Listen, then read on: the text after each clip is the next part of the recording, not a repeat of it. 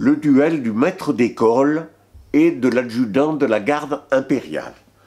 Nous sommes en 1820, sous la Restauration.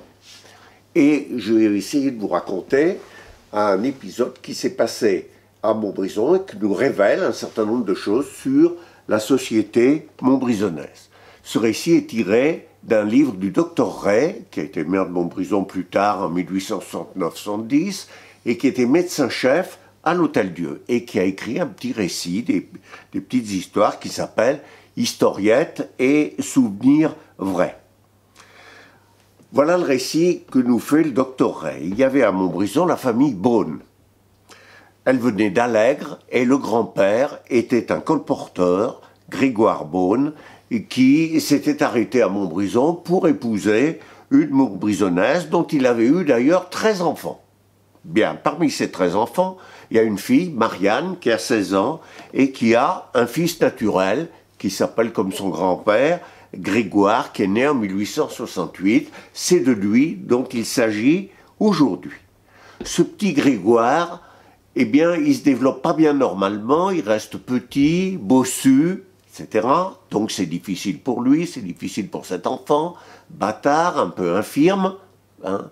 Et finalement, on le pousse vers les études, comme il ne peut pas faire un métier manuel.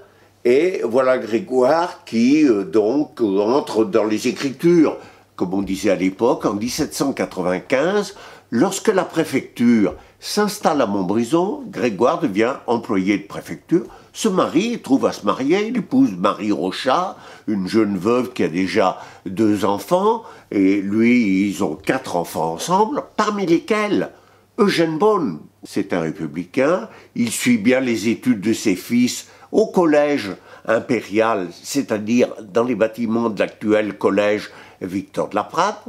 Hein. Et ses fils sont d'ailleurs brillants. Aimé Beaune a le prix d'excellence. On voit Eugène Beaune avoir plusieurs prix, en particulier le prix de latin. En 1815, c'est la chute de l'empereur.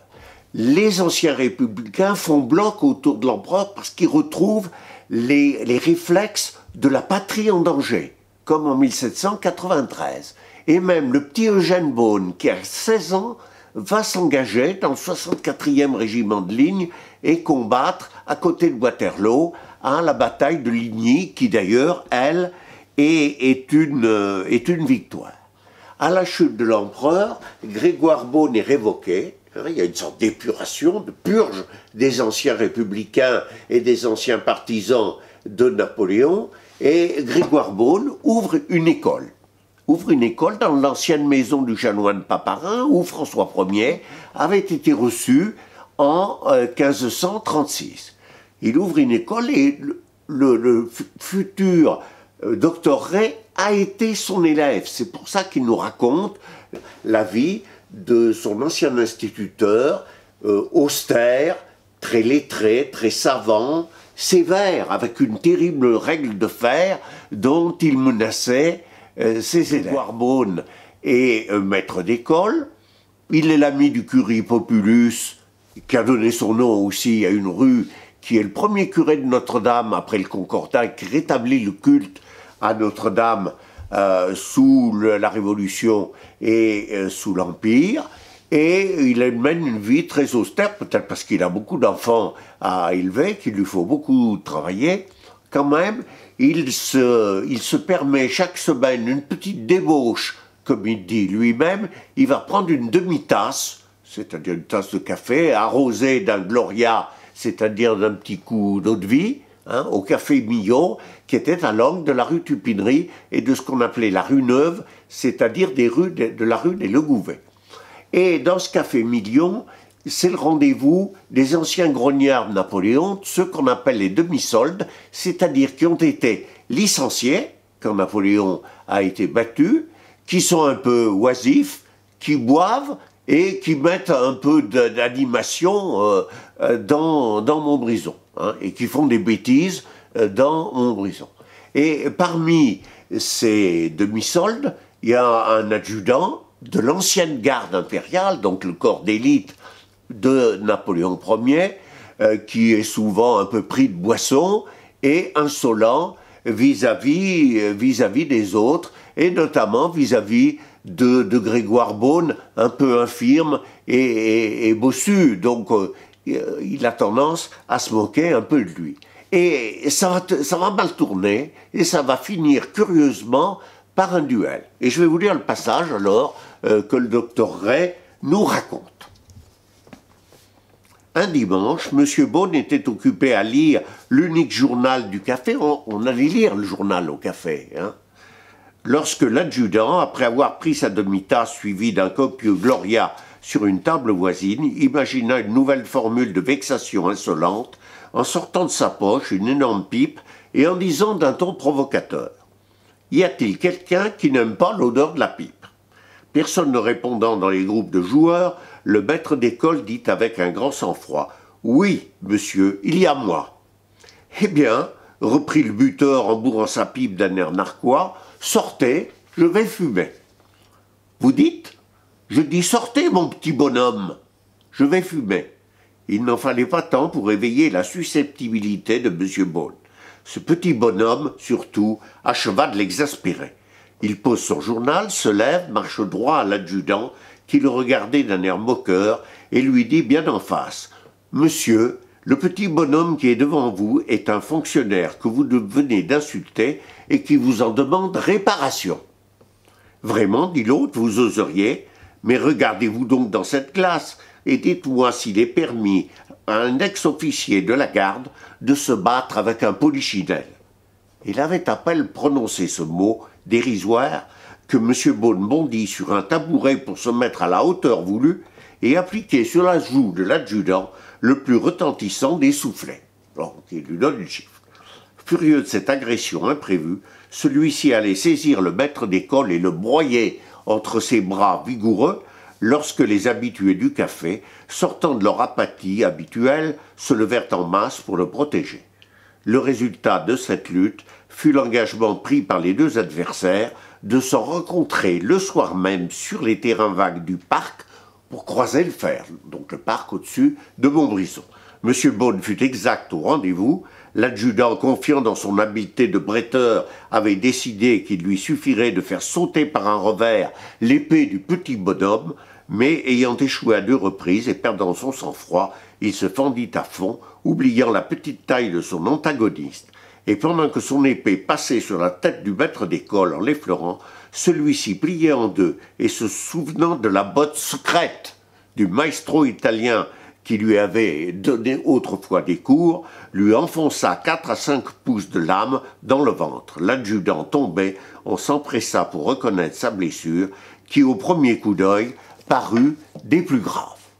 Donc le petit bonhomme, eh bien, a blessé grièvement l'adjudant de la garde impériale. Alors on s'affole, hein, l'adjudant de la garde impériale est conduit à l'hôpital parce qu'il est célibataire, il vit en garni à Montbrison, et le duel est interdit quand même. Donc M. Beaune avec toute sa famille déménage dans la nuit.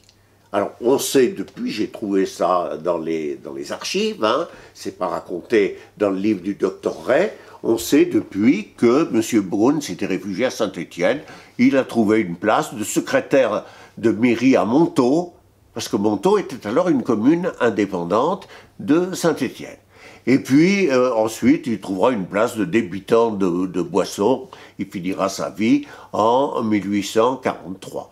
Alors le blessé, en fait, n'avait pas été trop blessé, parce qu'il avait une bonne couche de lard, si j'ose dire, familièrement. Hein, on dit la lame s'était enfoncée dans le tissu graisseux, bon, en passant de bas en haut, donc au bout de 3 semaines, il est rétabli, et il quitte Montbrison parce que tout le monde se moque de lui, hein, d'avoir été grièvement blessé par le polichinelle dont il s'était tant moqué. Alors, finalement, les Montbrisonnais, ils ont oublié un petit peu cet épisode, mais qui a dû faire quand même quelques bruits, bien qu'on se battît souvent en duel, hein, à l'époque. Et les Montbrisonnais avaient oublié cet épisode. Et puis en 1848, c'est-à-dire 25 quarts de siècle après, quand c'est la Révolution de 1848, celui qui est envoyé par Ledru-Rollin, ministre de l'Intérieur, comme préfet, mais on disait commissaire du gouvernement provisoire de la République, c'est Eugène Beaune. C'est le fils du maître d'école.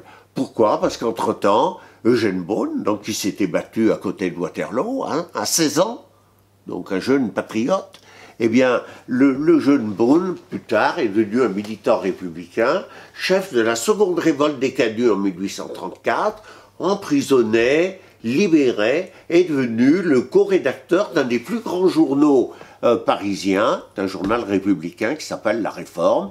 Il se bat sur les barricades de 1848 à Paris, et il est envoyé à Montbrison.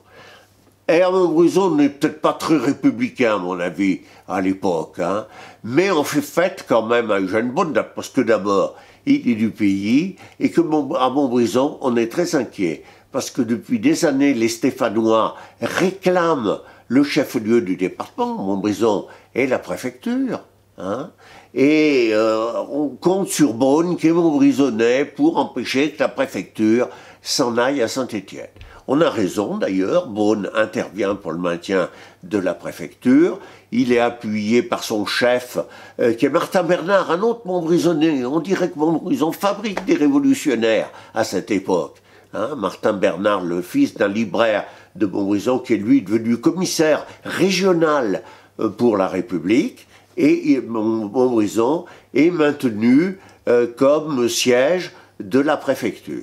Et ce gouvernement, d'ailleurs, je voudrais dire, au-delà de l'anecdote, c'est que ce gouvernement de 1848, c'est lui qui établit le suffrage universel. Alors masculin, on peut ajouter le suffrage universel masculin, parce que les femmes n'ont pas encore le droit de vote, et c'est lui qui établit le droit du travail, le droit au travail des citoyens, et qui abolit l'esclavage dans les colonies. Donc un grand moment de notre histoire démocratique. Et en même temps, je trouve que cette petite anecdote, mais on dirait presque, les historiens disent aujourd'hui de la micro-histoire, ça fait plus savant. C'est cette micro-histoire, cette anecdote, elle nous révèle un certain nombre de choses sur la vie montbrisonnaise, et elle nous révèle aussi le rôle du duel dans la société française. Pour la moindre des choses, pour la moindre atteinte à l'honneur, on se bat en duel. Il y a chaque année en France plusieurs morts par suite de duels. Alors là, Grégoire Beaune n'a pas été poursuivi parce qu'on dit c'est bien comporté, etc. Et puis finalement, il n'y a pas eu mort d'homme, hein, mais finalement, eh bien, il y avait souvent des duels, par exemple beaucoup plus tard, mais au moment de l'affaire Boulanger et au moment de l'affaire Dreyfus, eh bien, on se bat très souvent en duel. Et par exemple, à Saint-Vincent-sur-Jard, en Vendée, dans la maison de Clémenceau, je me souviens avoir vu les pistolets de duel de Clémenceau. Donc, un duel à Montbrison, c'est aussi un petit coup de projecteur sur la société française.